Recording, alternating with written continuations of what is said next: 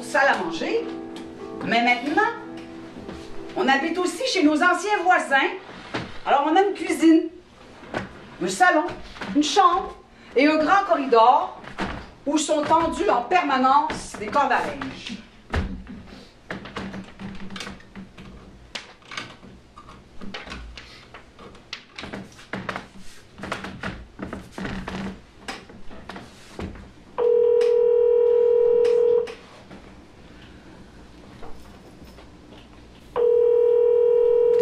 Pour atteindre le téléphone noir et pesant, maman se glisse à travers les chemises sèches depuis longtemps.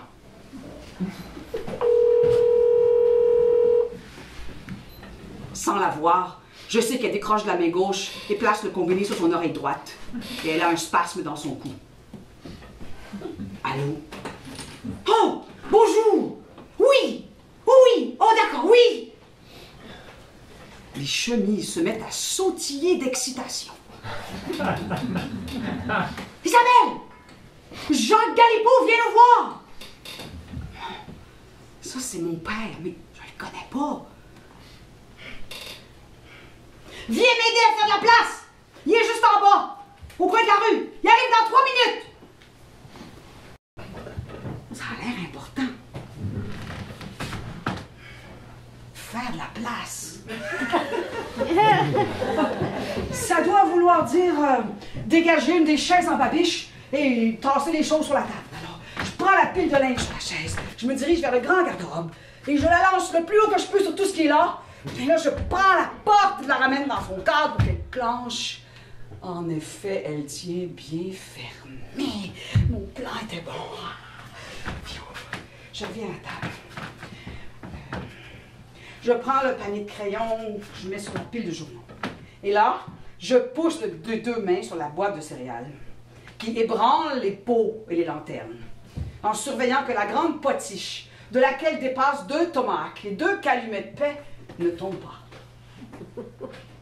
Ah, ça dégage une surface suffisante pour mettre un nouveau napperon de bambou qui dépasse un peu. Dans l'armoire, je vois la pompe à jus rose. Parfait! Je vais faire du tang! Je secoue l'enveloppe de poudre. Quand je vois maman revenir de la chambre comme une apparition, elle s'est changée en robe. Sa robe d'été, virevoltante, multicolore, psychédélique, en tissu glissant, électrique, que je caresse des fois. Sa voix d'abord. Large et puissante, comme une onde. Des mots mêlés de rire et d'exclamations.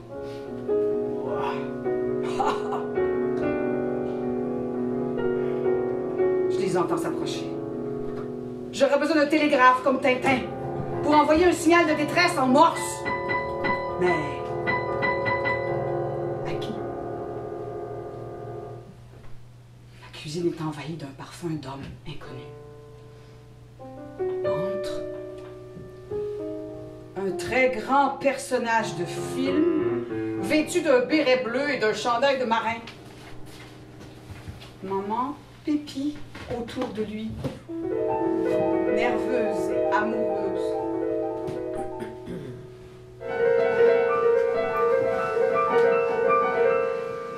Tintin, ligoté, reçoit la piqûre de poison qui rend fou.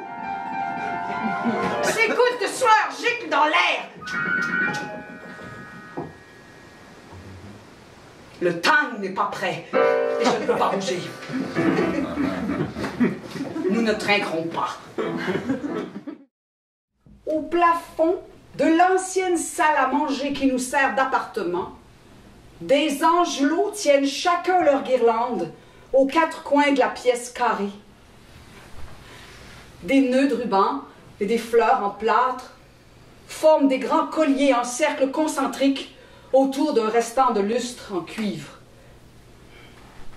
C'est la vision céleste que j'ai en ouvrant les yeux, réveillée de ma sieste par la voix de maman qui chuchote mon nom avec excitation.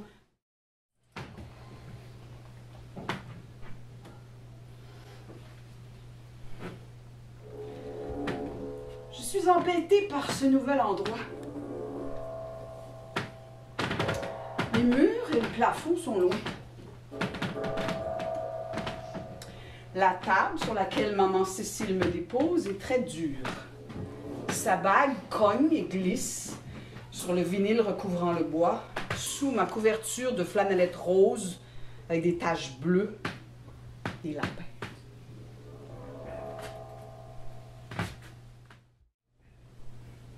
Comme maman ne me regarde plus moi, j'observe ce qui peut bien l'intéresser autant. Immédiatement, je mesure le flot d'amour qui coule là entre eux. Oh, j'ai aussitôt le même intérêt passionné que ma mère pour un de ces grands hommes, son père, mon grand-père, René Villeneuve. Maman s'abreuve à l'amour paternel. Boostée par son énergie de nouvelle maman d'un bébé normal. Ma normalité est son trophée. La démonstration incontestable qu'elle a surmonté son handicap congénital qui lui a pourri la vie puisqu'elle ne l'a pas transmis. René est si content de voir sa petite Cécile.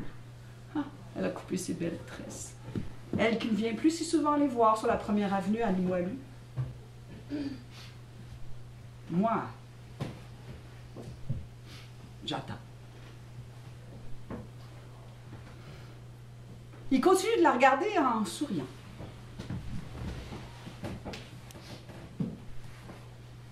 Plus il la regarde, plus je sens que ça cloche.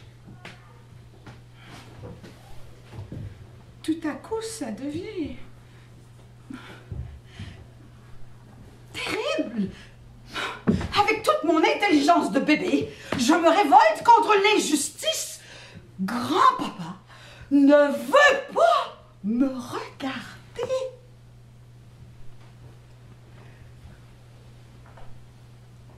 Il ne veut pas voir le péché de sa fille. Il est hors de question pour lui de laisser entrer dans la famille sa première petite fille, née de sa fille célibataire et engendrée par un artiste. Bellâtre, renégat, un acteur cultivé qui gagne sa vie de peine et de misère, et puis marié avec des jeunes enfants, marié. René se décide enfin à m'observer. Il choisit d'imaginer que je suis l'enfant d'étrangers. Mes paupières bridées le prouvent. En tout cas, cet enfant-là, sa mère ou son père est japonais ou chinois.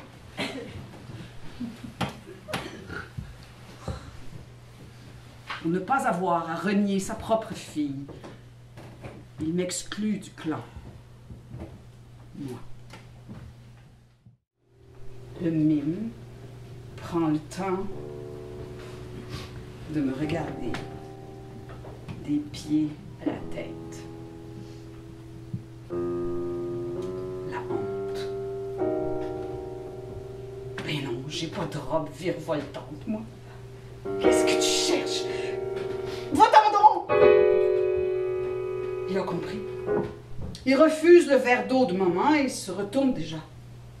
Elle se gonfle, s'ébouriffe et roucoule dans le suivant. Maintenant, je suis pétrifiée d'une nouvelle peur, plus terrible que tout. Qu'elle ne s'envole avec lui pour toujours.